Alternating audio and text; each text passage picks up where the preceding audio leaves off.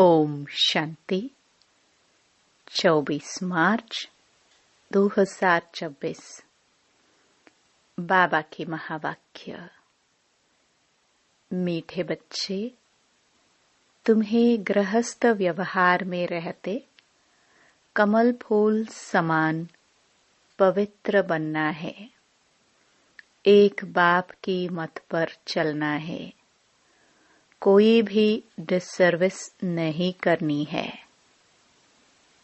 प्रश्न: किन बच्चों को माया जोर से अपना पंजा मारती है? बड़ी मंजिल कौन सी है? उत्तर: जो बच्चे देह अभिमान में रहते हैं उन्हें माया जोर से पंजा मार देती है, फिर नाम रूप में फंस पड़ते हैं। देह अभिमान आया और थप्पड़ लगा, इससे पद भ्रष्ट हो जाता है। देह अभिमान तोड़ना यही बड़ी मंजिल है। बाबा कहते, बच्चे देही अभिमानी बनो। जैसे बाप ओबीडियंट सर्वेंट है, कितना निरहंकारी है, ऐसे निरहंकारी बनो। कोई भी अहंकार ना हो। गीत: न वह हमसे जुदा होंगे। ओम शांति। बच्चों ने गीत सुना। बच्चे कहते हैं, हम बाबा के थे और बाबा हमारा था जब मूल वतन में थे। तुम बच्चों को ज्ञान तो अच्छी रीति मिला है। तुम जानते हो हमने चक्कर लगाया है, अब फिर हम उनके बने हैं। वह आया है राजयोग सिखाकर स्वर्ग का मालिक बनाने। कल्प पहले मुआफिक फिर आया है। अब बाप कहते हैं, हे बच्चे, तो बच्चे होकर यहाँ मधुबन में नहीं बैठ जाना है। तुम अपने गृहस्थ व्यवहार में रहते कमल फूल समान पवित्र रहो। कमल का फूल पानी में रहता है, परंतु पानी से ऊपर रहता है। उन पर पानी लगता नहीं है। बाप कहते हैं, तुमको रहना घर में ही है, सिर्फ पवित्र बनना है। यह तुम्हारा बहुत जन्मों के अंत का जन्म है। जो भी मनुष्य मात्र हैं, उन सब को पावन बनाने मैं आया हूँ। पतित पावन सर्व का सद्गति दाता एक ही है। उनके सिवाय पावन कोई बना नहीं सकता। तुम जानते हो, आधा कल्प से हम सीढ़ी उतरते आए हैं। 84 जन्म तुमको जरूर पूरे करने हैं और 84 का चक्र पूरा कर जब फिर जड़जड़ीभूत अवस्था को पाते हैं, तब मुझे आना पड़ता है। बीच में और कोई पतित से पावन बना नहीं सकता। कोई भी न बाप को न रचना को जानते हैं। ड्रामानुसार सबको कलयुग में पतित तमो प्रधान बनना ही है। बाप आकर सबको पावन बनाए शांति धाम ले जाते हैं और तुम बाप से सुख धाम का वर्षा पाते हो। सतयुग में कोई दुख होता नहीं है। अभी तुम जीते जी बाप के बने हो। बाप कहते हैं, तुमको गृहस्थ व्यवहार में रहना है। बाबा कभी किसको कह नहीं सकते कि तुम घर बार छोड़ो। नहीं, गृहस्थ व्यवहार में रहते सिर्फ अंतिम जन्म पवित्र बनना है। बाबा ने कभी कहा है क्या कि तुम घर बार छोड़ो? नहीं, तुमने ईश्वरीय सेवार्थ आपे ही छोड़ा है। कई बच्चे हैं घर गृहस्थ में रहते भी ईश्वरीय सर्विस करते हैं, छुड़ाया नहीं जाता है। बाबा किसको भी छुड़ाते नहीं है। तुम तो आपे ही सर्विस पर निकले हो। बाबा ने किसको छुड़ाया नहीं है।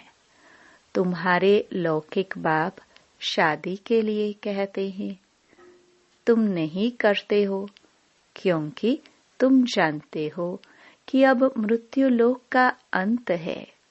शादी बर्बादी ही होगी। फिर हम पावन कैसे बनेंगे। हम क्यों न भारत को स्वर्ग बनाने की सेवा में लग जाए।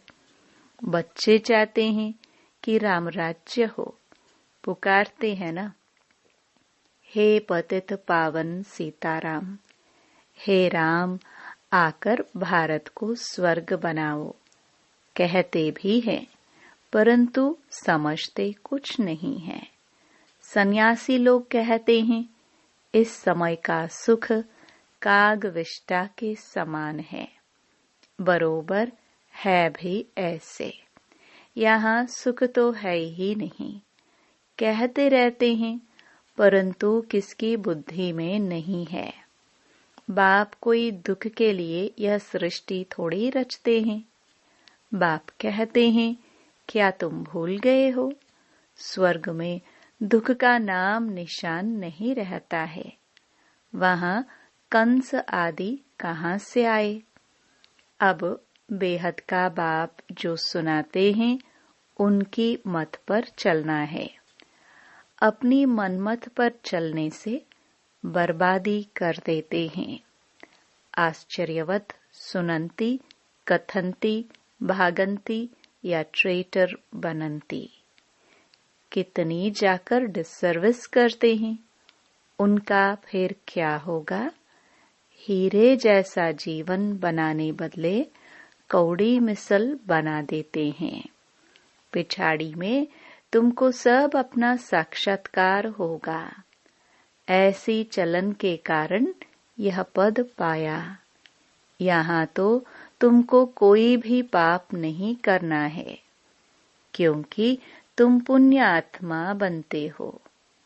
पाप का फिर 100 गुना दंड हो जाएगा। भल स्वर्ग में तो आएंगे परंतु बिल्कुल ही कम पद। यहाँ तुम राजयोग सीखने आए हो, फिर प्रजा बन जाते हैं। मर्तबे में तो बहुत फर्क है ना। यह भी समझाया है। यज्ञ में कुछ देते हैं फिर वापस ले जाते हैं तो चंडाल का जन्म मिलता है।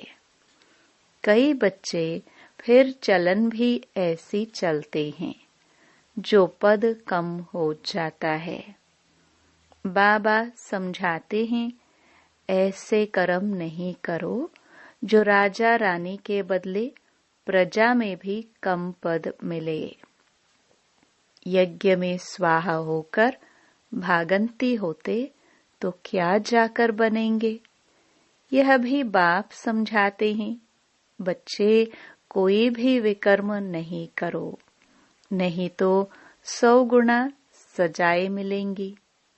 फिर क्यों नुकसान करना चाहिए। यहाँ रहने वालों से भी जो घर गृहस्थ में रहते हैं, सर्विस में रहते हैं, वे बहुत ऊंच पद पाते हैं। ऐसे बहुत गरीब हैं, 8 आना व रुपया भेज देते हैं और जो भल यहाँ 1000 भी देवे तो भी गरीब का ऊंच पद हो जाता है क्योंकि वह कोई पाप कर्म नहीं करते हैं। पाप करने से 100 गुना बन जाएगा। तुमको पुण्यात्मा बन सबको सुख देना है। दुख दिया तो फिर ट्रिब्यूनल बैठती है। साक्षात्कार होता है कि तुमने यह किया, अब खाओ सजा।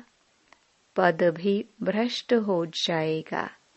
सुनते भी रहते हैं फिर भी कई बच्चे उल्टी चलन चलते रहते हैं। बाप कहते हैं हमेशा क्षीर खंड होकर रहो। अगर लून पानी होकर रहते हैं तो बहुत डिसर्विस करते हैं। कोई के नाम रूप में फंस पड़ते हैं तो यह भी बहुत पाप हो जाता है।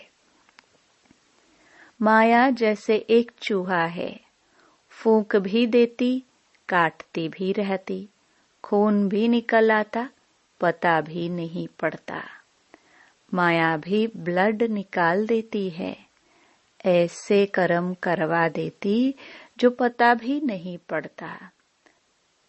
5 विकार एकदम सिर मोड़ लेते हैं। बाबा सावधान तो देंगे ना। ऐसे ना हो जो फिर ट्रिब्यूनल के सामने कहे कि हमको सावधान थोड़ी किया।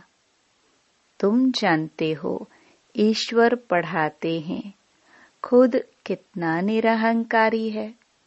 कहते हैं हम ओबीडियंट सर्वेंट हैं।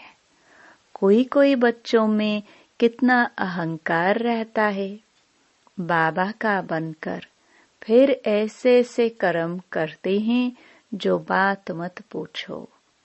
इससे तो जो बाहर गृहस्थ व्यवहार में रहते हैं वह बहुत ऊंच चले जाते हैं।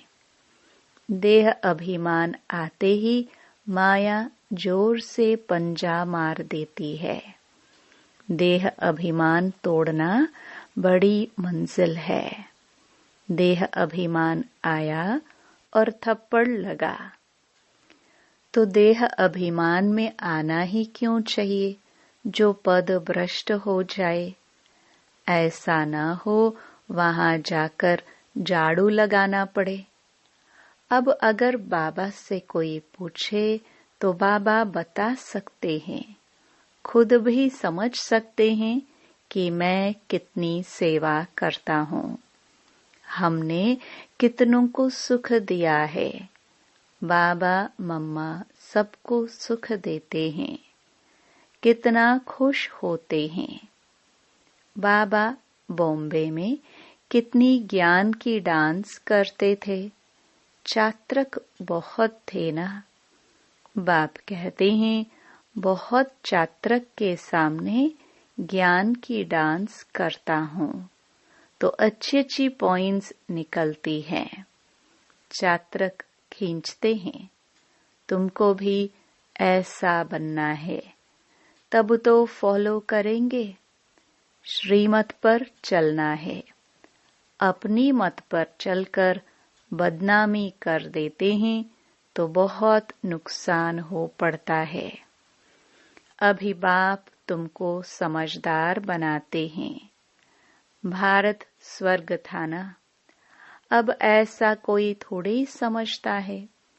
भारत जैसा पावन कोई देश नहीं। कहते हैं लेकिन समझते नहीं है कि हम भारतवासी स्वर्गवासी थे। वहां अथाह सुख था। गुरु नानक ने भगवान की महिमा गाई है कि वह आकर मूठ पलिती कपड़े धोते हैं, जिसकी ही महिमा है एक ओंकार। शिवलिंग के बदले अकाल तख्त नाम रख दिया है।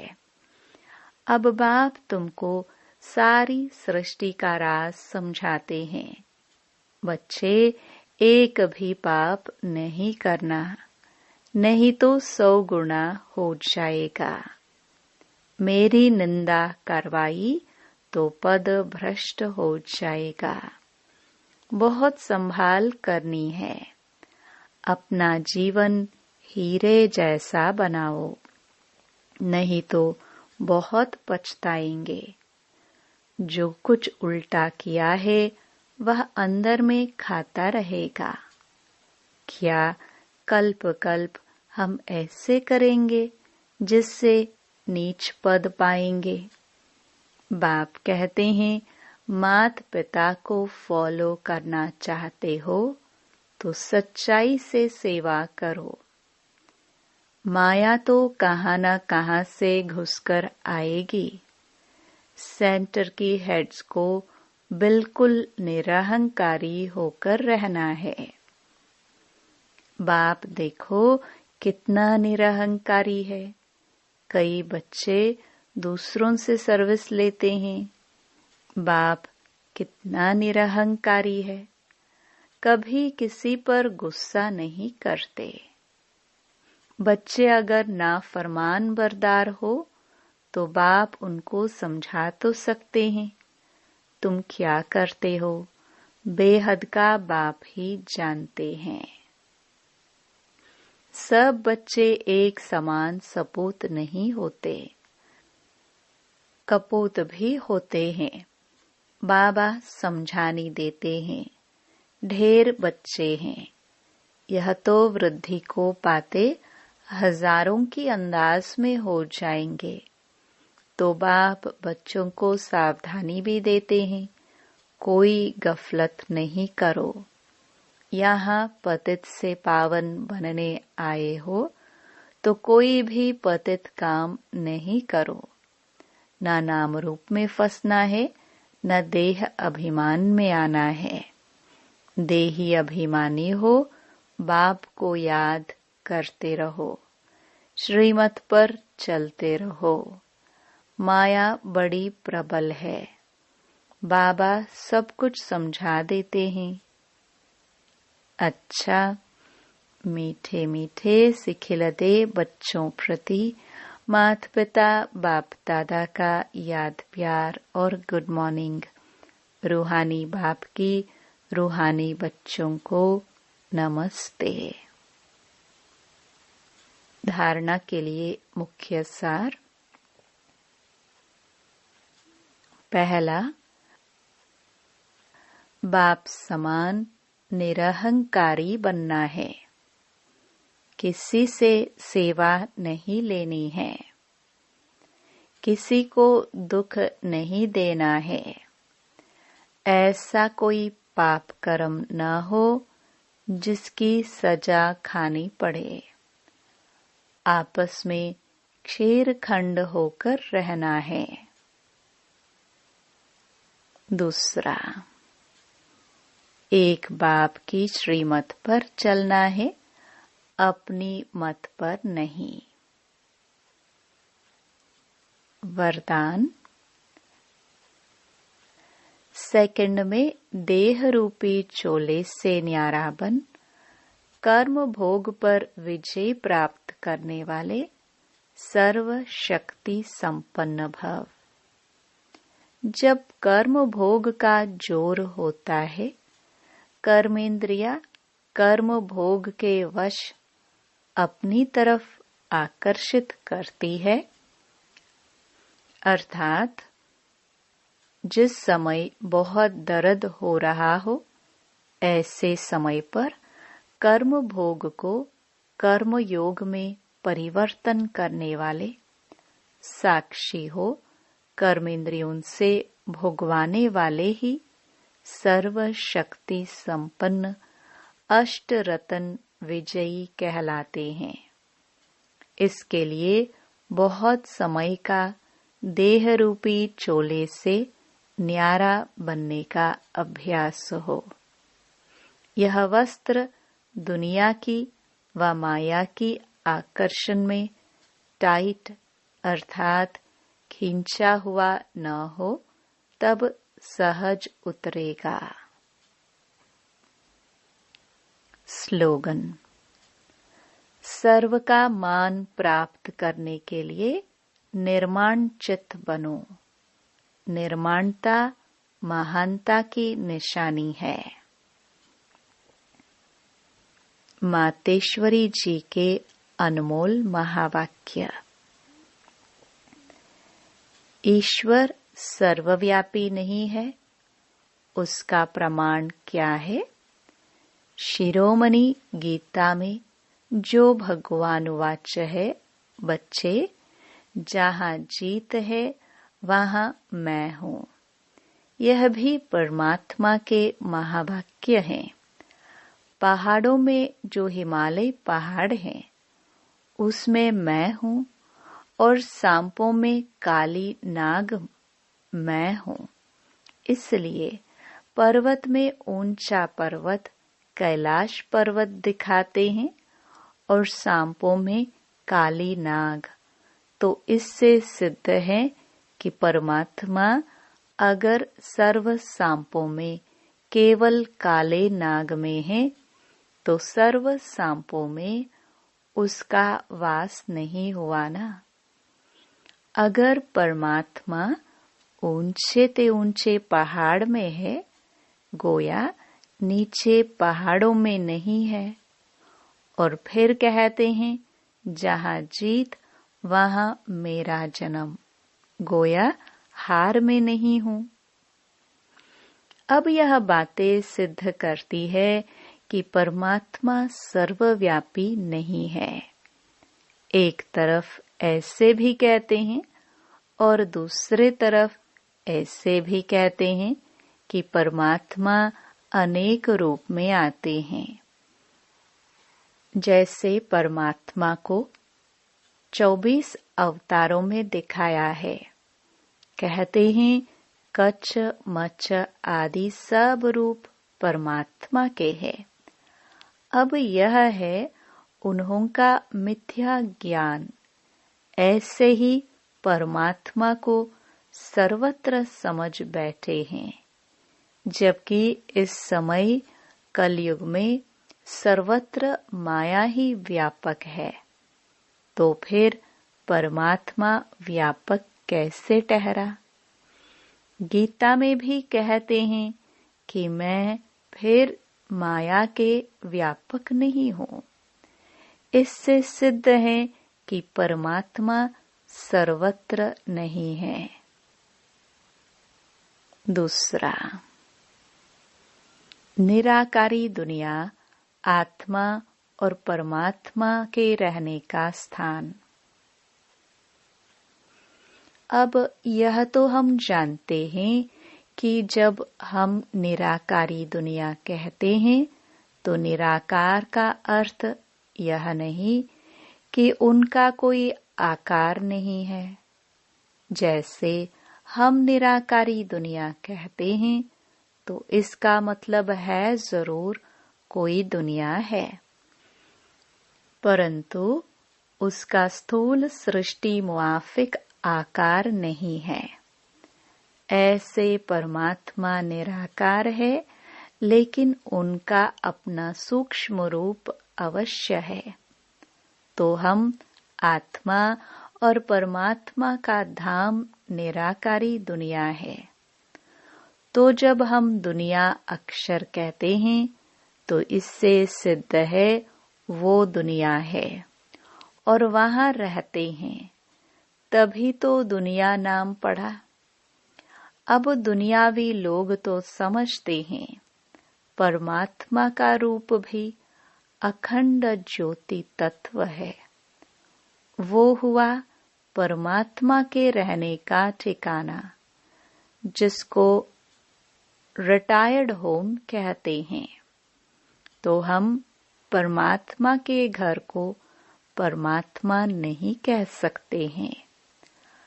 अब दूसरी है आकारी दुनिया, जहाँ ब्रह्मा विष्णु शंकर देवताएं आकारी रूप में रहते हैं, और यह है साकारी दुनिया, जिनके दो भाग हैं। एक है निर्विकारी स्वर्ग की दुनिया, जहाँ आधा कल्प सर्वदा सुख है, पवित्रता और शांति है। दूसरी है विकारी कलयुगी दुख और अशांति की दुनिया। वो दो दुनियाएं क्यों कहते हैं? क्योंकि यह जो मनुष्य कहते हैं स्वर्ग और नरक दोनों परमात्मा की रची हुई दुनिया है। इस पर परमात्मा के महावाक्य है, बच्चे, मैंने कोई दुख की दुनिया नहीं रची। जो मैंने दुनिया रची है वो सुख की रची है। अब यह जो दुख और अशांति की दुनिया है वो मनुष्य आत्माएं अपने आप को और मुझ परमात्मा को भूलने के कारण यह हिसाब किताब भोग रहे हैं। बाकी ऐसे नहीं। जिस समय सुख और पुण्य की दुनिया है वहां कोई सृष्टि नहीं चलती। हाँ, अवश्य जब हम कहते हैं कि वहां देवताओं का निवास स्थान था तो वहां सब प्रवृत्ति चलती थी, परंतु इतना जरूर था, वहां विकारी पैदाइश नहीं थी, जिस कारण इतना कर्म बंधन नहीं था। उस दुनिया को कर्म बंधन रहित स्वर्ग की दुनिया कहते हैं। तो एक है निराकारी दुनिया, दूसरी है आकारी दुनिया, तीसरी है साकारी दुनिया। अच्छा, ओम शांति। ये अव्यक्त इशारे निश्चय बुद्धि के फाउंडेशन को मजबूत कर सदा निर्भय और निश्चिंत रहो। साकार में अगर कोई निमित्त श्रेष्ठ आत्मा साथ में होती है तो उनसे कोई भी बात वेरीफाई कराए फिर करेंगे तो निश्चय बुद्धि होकर करेंगे। निर्भयता और निश्चय दोनों गुणों को सामने रख करेंगे तो जहां सदा निश्चय और निर्भयता है वहां सदैव श्रेष्ठ संकल्प की विजयी है। जो भी संकल्प करते हो अगर सदा निराकार और साकार साथ व सम्मुख है तो वेरीफाई कराने के बाद निश्चय और निर्भयता से करो। इससे समय भी वेस्ट नहीं जाएगा।